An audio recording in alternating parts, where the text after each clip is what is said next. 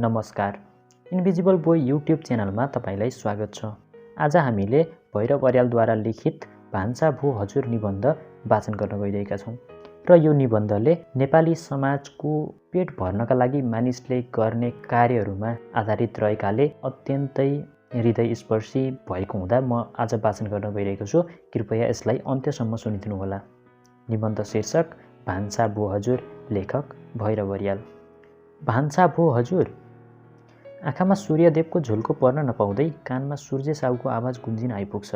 निद्रा भट्टी बाल्ने कान्छी चाहिँ हत्त न पत्त घैँटो लुकाउँदै जिउ टकटक्याउँछे।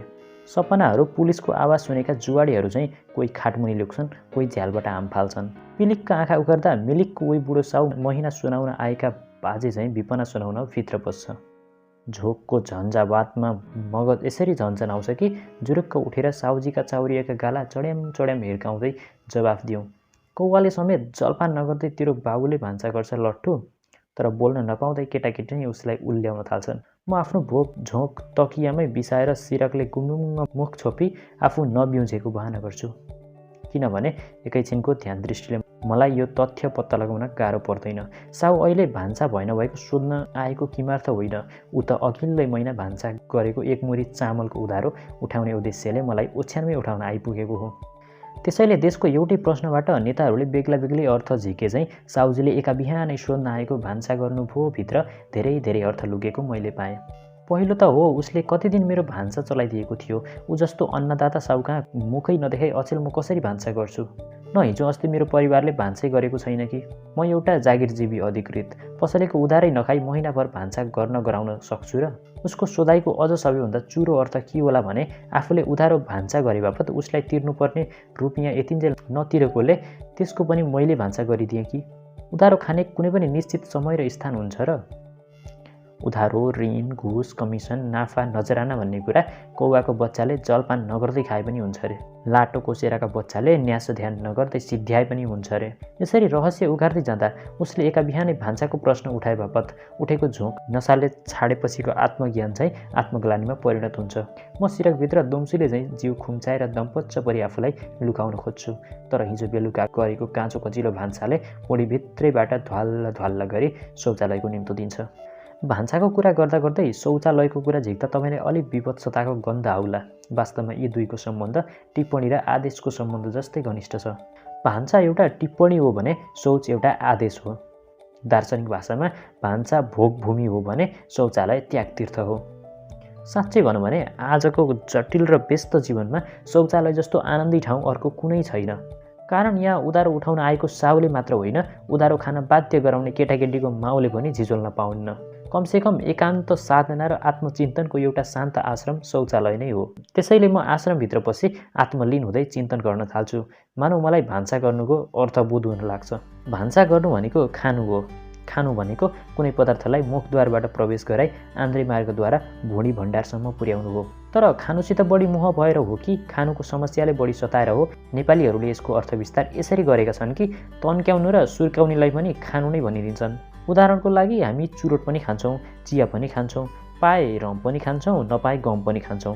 तर अरू खानुसित त्यति चासो हुँदैन। हाम्रो खास खानु भनेको भात खानु हो। त्यसैले साँझ बिहान टुप्लुक्क कोही आइपुग्यो भने ढोकभेटपछिको दोस्रो प्रश्न हुन्छ, भात खानु भयो? भात खानु भनेको जिउनार गर्नु, भोजन गर्नु, भान्सा गर्नु, हसुर्नु, घिच्नु र धोक्र्याउनु पनि हो। धन धान मान चानले ज्वाजलयमान मानिसहरू जिउनार गर्छन्।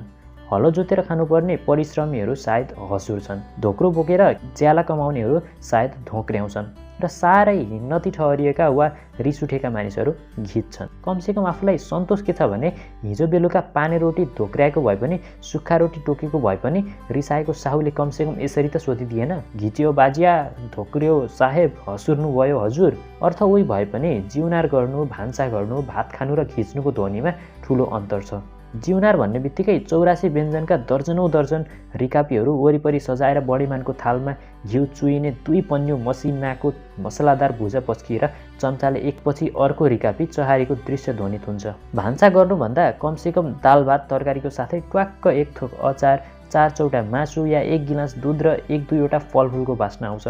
भोजन गर्नुभन्दा निम्तालु बाहुन वा जोगी वा ज्वाइँ भानिजले निमन्त्रणाको घरमा कुनै धार्मिक चाडपर्वमा दक्षिणा समेत लिई खिर, मालपुवा वा एक टपरी दही भात बजाएको बुझिन्छ। भात खानु मात्र भन्दा सिलावरको वा पित्ले थालमा पस्केर रातो रातो चपरी भात केही न केही एक थोक तरल तिउनसित मुछेर गाँस हाल्नु भन्ने बुझिन्छ। अधिकांश भद्र भलाद्मी कहाँ भात खाँदा फलफुलको त कुरै छाडौँ, दाल तरकारीको पनि नियमित प्रबन्ध हुँदैन, केवल भात खाए पुग्छ। त्यसैले प्राय दाल तरकारी खाए नखाएतिर वास्तै नराखी हामीले सोध्ने गर्छौँ, भात खायो?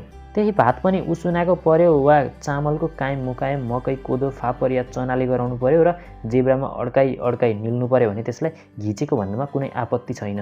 कतिजनालाई रिस उठाएर वा कतिदेखि रिसाएर गर्नुपर्ने हामी जस्ताको पेट भर्ने क्रियालाई भान्सा गर्नु हो भने सोध्नु सट्टा घिच्नु हो भने सोधे स्वाभाविकै ठहरिएला कि भन्ने मलाई लाग्छ। त शौचालयमा यति ज्ञान हासिल गरी जब म बाहिर निस्कन्छु साहुजी गनगनाइरहेको सुनिन्छ। हजुरहरूले यस्तो गरिदिएपछि हामीले के खाने भनिदिउँ जस्तो लाग्छ। तिमीले नाफा खाने, हामीले उधारो खाने। तर त्यसो नभनी म उसलाई आश्वासन दिन्छु, तिम्रो पैसा हामी खाँदैनौँ साहुजी। अहिले केही दिन कम्पनीको हालत खराब भएकोले तलब आएको छैन, आउने बित्तिकै पुर्याउन पठाउँला। मेरो भद्र आश्वासनले साहुजी त आश्वस्त भएर जान्छ। तर भान्सा विभागकी अध्यक्ष श्रीमती देवीको लम्बे टिप्पणी आदेशार्थ प्रस्तुत हुन्छ। चामल, चिनी, चना, चम्सुर, रातो माटो, मट्टीतेल, हिङ, हलेदो, हिसाबको कापी, साबुन, साबनदाना, स्टोभको वासर र सल्फा गुनाइदिन्। अफिसको माग फारम हुँदो हो त म यसलाई यस्तरी फाइलमा कोचिदिन्थेँ कि 1 महिनापछि खोज्दा फेरि खोज्नै 1 महिना लागोस्। तर माग पर्यो बुढीकै, सारदाम पर्यो भुँडीकै। जहानको समस्या पनि जनताको समस्या जस्तो टारेर टर्ने हो र? न आश्वासनले टर्छ, न भाषणले, न योजना बनाएर टङ्गारिन्छ, न अभियान चलाएर। मैले त तुरुन्त आदेश मात्रै दिएर पुग्दैन, निकासा नै दिनुपर्छ, नत्र एकछिनपछि भात पाक्यो भनी सोध्ने अधिकार पनि मेरो हुने छैन। मलाई भान्सा गर्नुभयो भने सोध्ने कर्तव्य पनि कसैको बाँकी रहने छैन। त्यसैले गिजाबाट टुथपेस्टको गाज निकाल्दै म सम्झन थाल्छु, यस महिनासम्म उधारो नलिएको परिचित पसलले कुनै बाँकी छ कि, या सापट नलिएको कुनै साथी वा सज्जन बाँकी छन् कि। तर तुरुन्तै सम्झनामा कोही पनि चढ्दैन। बरु यसपालि बत्ती धेरै चढेछ, छोरो भन्छ, पानी धेरै चढेछ, छोरी भन्छे। म पनि निकै चढेको छु भने टेलिफोनले घन्टी ठोक्छ, टिनिन्न। आधुनिक जीवनमा घन्टीको पनि घनिष्ठता छ भन्ने कुरा मान्नै पर्यो। प्रसुति गृहमा आमाको गर्भबाट जब म खुत्रुक्क ओर्लेथेँ, नर्स दिदीले टिङ्रिङ्ग घन्टी बजाई धरावतरणको सलामी दिइथिन् रे। त्यसैले स्कुल कलेजदेखि घर अफिससम्म नाना थरीको घन्टीले मलाई छाडेको छैन। बेला नकुबेलाको यो घन्टीदेखि यति झोक चल्छ कि उठाउँदै नउठाइदिउँ। तर कुनै भाग्य विद्याताको घन्टी रहेछ भने के गर्ने, त्यसैले उठाउँछु। भान्जी मैयाको मधुर स्वर गुन्जिन्छ। उहाँ हजुरको मामालाई नभेटी नहुने छ अरे, दिउँसो भेट हुँदैन भनेर हामी अहिले ती खाने गरी आउँदैछौँ, माइजूलाई भनिदिनु होला। उहाँ हजुर तेलमा बनाएको कुरा जिउनार हुन्न, आफैलाई सुन्न धौधौ परेको सन्देश माइजू चाहिँलाई कसरी सुनाइदिने। त्यसैले म रिसिभरको साथै कुरो बटारेर उतैतिर फर्काइदिन्छु। होइन नानी, त्यस्तो जरुरी भए उहाँ हजुरलाई किन दुःख, मेरो अहिले त्यतैपट्टि आउने काम छ, माइजू पनि भेट्नु छ भन्थे, भान्सा त्यहीँ ठिक गर्नु, तिम्रो मामालाई तेलमा बनाएको मात्र होइन मठी तेलमा बनाएको पनि मिठो लाग्छ भने बजियालाई सुनाइदिनु। भान्जी मैया खिलखुल्याउँदै टेलिफोन राख्छिन्। एकजोर पाहुना हटाउनुको साथै भान्जी कहाँ एक छाक भान्सा चुले निम्तो माग्ने नरकच्याइमा आफू सफल भएकोमा मलाई टिएडिए सहितको विदेश भ्रमणको निम्तो माग्न सफल भए जस्तै खुसी लाग्यो। यही खुसीमा आराम कुर्सीमा बसी म मग्नसँग कोसेली फुक्न थालेँ। एकाएक एकजना बाजे चोकमा ठिङ्ग उभिएर ह्याउरे स्वरमा पाती पढ्न थाले। अब्राहम ब्रह्मणो ब्रह्मवर्ष। त्यसको मूल अर्थ न उनले बुझेका होलान् न मैले नै बुझेको छु, तर भावार्थ भने भात खानु हो। यो हाम्रा केटाकेटी र आइमाई सबैले बुझेका छन्। त्यसैले उनीहरूले चुपचाप लागि एकमुठी भात बनाउने गेडा झोलीमा थपिदिइहाले। बाजे हिँड्न नपाउँदै अर्को अवतार चोकमा अवतरित भयो। त्यो अवतार थियो दही दाजुको। 2 हातमा बडे बडे घैँटा झुन्ड्याएको, बिचमा घ्याम्पिएको गाँठाले सकि नसके हिँड्नुपर्ने दही दाजु टोलभरिको परिचित विदूषक जस्तो थियो। झ्यालमुनि घैँटा तेर्साउँदै मलाई नमस्कार गरेर उसले सविनय निवेदन गर्यो, 3-20-11 वर्ष खाइहालियो, अब 2-4 वर्ष खानालाई पर्नु हम्मे पर्यो हजुर। सुनेको नसुने गरी उसको खानुको समस्या र आफ्नो खानुको समस्या जोड्न थाल्छु। केटाकेटीहरू उसलाई ठग बुढो, हन्डे बुढो, घ्याम्पे बुढो भन्दै गिज्याउँछन्। दहीमा च्याउ मिलाएर ल्याउँछ भन्छन्। तर ऊ यस्ता टिका टिप्पणीको कुनै वास्ता गर्दैन, न गिज्याइको नै वास्ता गर्छ न खिज्याइको। खानको लागि यस्ता उपेक्षा र अपमानहरू पहिल्यै पचाउनुपर्छ भन्ने उसको जीवन दर्शन 70 वर्षदेखिको अनुभवमा खारिएको दर्शन हो। सामान्य रूपमा दही चाहिँदैन बुढाबा भन्यो भने एकपल्ट राम्रै भाषण गर्छ। आज एकादशी, भोलि आइतबार। यो दहीको अघि पछिको जस्तो होइन। खावा दुधको दही, खावा दुधको। धेरैजसो ऊ जित्छ, हामी हार्छौँ र दही किन्छौँ। थोरै जसो ऊ हार्छ, रन्कन्छ, फन्कन्छ र फेरि अर्को दिन टुप्लुक्क आइपुग्छ। दही दाजुको प्रस्थानपछि दुध म यहाँ आइपुग्छ। एउटा फुलो परेको आँखो मतिर चढाएर निकै लजाएर भित्र बस्छ र पहिल्यै आफ्नो महत्त्व गाउँछ। आमालाई जाउन भनेको, तँ गए मालिकहरू खुसाउँछन्, धेरै दुध किन्छन् भन्छन्। हुन पनि क्या बजे, ऊ त्यो टोलमा बस्ने देशी साहेब छ नि, आमाले लगेको बेला आधा माना दुध लिन्छ, म गएको बेला 2 माना लिन्छ र दुध ल्याएको ज्याला भनेर 1 सुका बढ्ता पैसा पनि दिन्छ। दुध वाल्ने बुढीको भान्सा गर्ने बेलामा तरुणी छोरीको कति मद्दत रहेछ भन्ने बुझ्न मलाई गाह्रो पर्दैन, तर चुरोट बेचकन तान्ने सिवाय अरू केही बोल्दैन। दुध मैया झ्यालमुनिबाट फेरि एक नजर मासतिर चढाई लचकदार पैताला चाल्छे। म हेरिरहन्छु। हेर्दा हेर्दै धुवाँको प्रवाहसित सम्झना प्रवाह पाँचिन्छ। एउटा सेतो मुसो खोरमा पालेर ज्योतिष हेर्न टुडीखेलको छेउमा बसेको पिलन्तरी युवक, बियरका थोत्रा टिन, 2-4वटा बटुली, सुके नासले खाएको छोरोलाई झुम्रे स्तन चुसाउँदै बेच्न बसेकी पसल्ने, बागेश्वरीको जलप्रसाद बाँड्न दिनौँ अफिस चहार्ने बहिरा बागेश्वर पण्डित, दिनभरि होटेलको कप पखालेर साँझ चिउरा तरकारी चोरी स्वास्नी छोराछोरीहरूलाई चारा लैजाने होटेल बोय, छेपारा बटुलेर उसुनी हरेक रोगको औषधि भन्दै दिनभर चिच्याउँदै हिँड्ने मुसहर, सबै उही भान्सा भगवतीका उपासक हुन्। यस्ता प्रत्येक उपासकलाई दिनौँ भेटेर कसले सोधिदिने, भान्सा बो हजुर? बरु नेपथ्यबाट फेरि आफै सोधिन्छु, भान्सा बो बाबु? मुन्टो बटार्दा जुम्लुङ्ग उनै ठाइला बाजेका छोरा उपस्थित देखिन्छन्।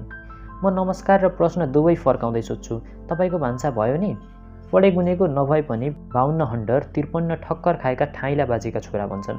भान्सा गर्न सकेको भए म बिहान बाबुलाई झिझुलेर कतै बहिदार खाली भयो कि भन्ने किन धाइरहन्थेँ बाबु? अनि उनी भान्सा गर्नुको लामो कथा हाल्दै आँखाभरि आँसु पारेर भन्छन्, हाम्रो मूल व्यथा नै भान्सा गर्नुको व्यथा हो बाबु।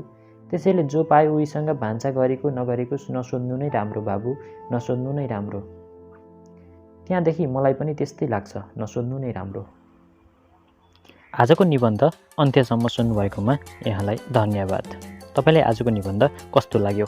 जस्ताको तस्तै सल्लाह सुझाव र प्रतिक्रियासहित invisible boy YouTube channel subscribe गरी बेल आइकन थिच्नुभयो भने आगामी दिनहरूमा हामीले राखेका भिडियोको सूचनाहरू तपाईँको डिभाइसमा आउन सक्छ भन्दै आजको निबन्ध वाचनबाट म बिदा हुन चाहन्छु। नमस्कार।